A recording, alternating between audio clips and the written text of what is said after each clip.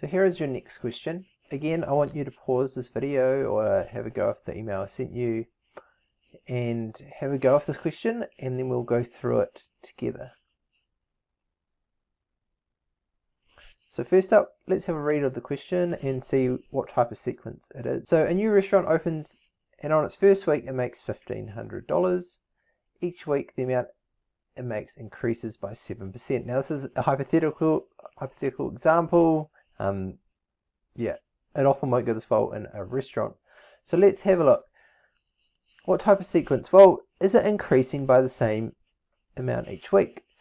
Well, the first week it increases by 7%, but the next week it increases by 7% as well. So although it's the same percentage, it's not the same amount. So there's a common ratio here, which means it is a geometric sequence.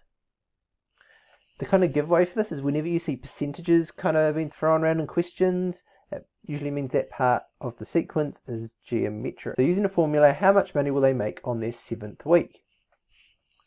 So we're talking about one particular week. We're not talking about a combination of weeks here. So we're going to be using the term rule. And we're going to be using the geometric term rule. All the rules we're going to be using this are geometric. Okay? And so it's going to be this one here. Now, our first term is 1,500. So that's our A. Now, our R is increasing by 7%. So we start off with 100%. We add on 7%, so it's 107%. And as a decimal, that is 1.07. And since we're trying to find the 7th week, N becomes 7.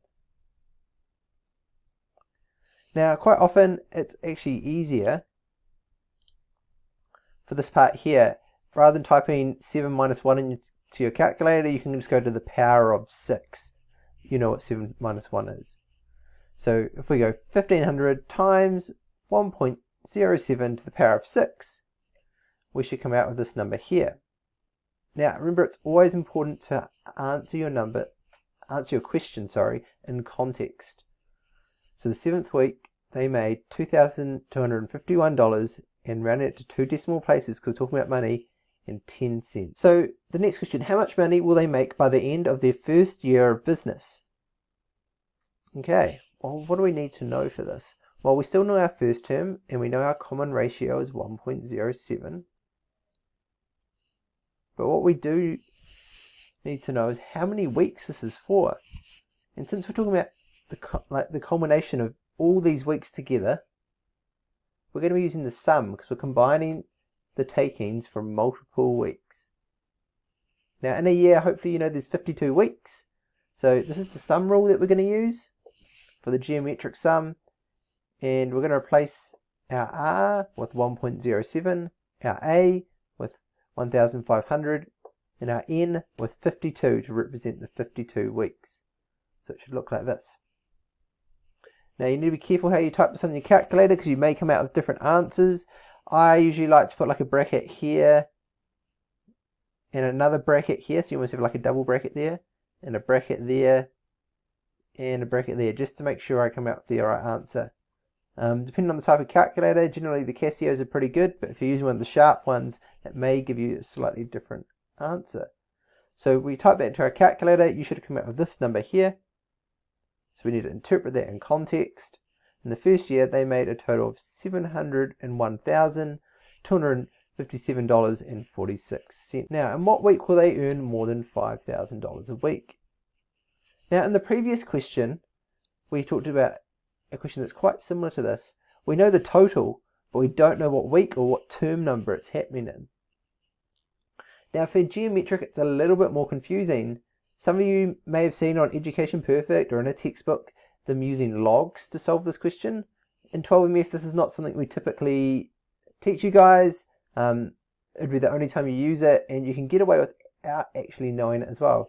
So if you want to use a thing called logs and you know what they are, go for it. Otherwise, for this method here, I'm going to show you the guess and check method of that, and a bit more of an extended version of it. So we're talking about a particular week. We're not talking about when would they have earned $5,000 in total. Okay, if they ask that question, then we would be using the geometric sum rule. But since we're talking about a particular week, we're using the geometric term rule, which is this one here.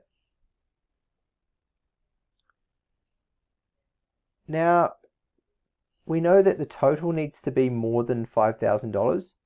Remember, our first term is 1,500. Our R is 1,000. Is 1.07. And we need to figure out what our N is. So we use guess and check for this. So I'm just going to start off by guessing a week. We knew the 7th week was $2,251-ish. So I'm going to try 15. So I write out the equation, I put 15 into my equation, and that came out with $3,867.80. Now it's a bit low, we need to get up to 5,000, so I'm going to jump up another 5 to 20. Oh, 20 is a bit high, so I put 20 minus 1 in here. That came out 5,424, so I'm going to jump a bit lower and try 18. That came out 4,700. Now we're getting close, so I'll go up 1. 19. $5,069.90.